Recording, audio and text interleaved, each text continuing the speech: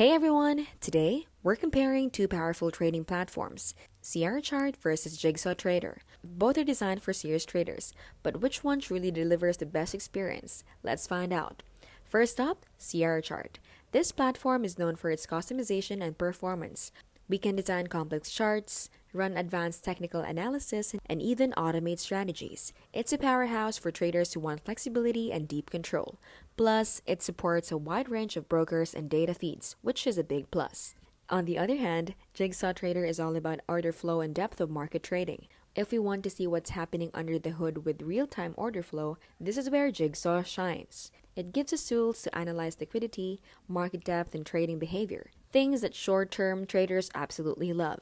So who's it for? If we're too focused on chart-based strategies, technical indicators, and long-term setups, Sierra Chart is a great pick. But if we're into fast-paced trading and reading the tape, Jigsaw gives us more specialized edge. This has been How to Literally, where we keep things smart and simple and scam-free.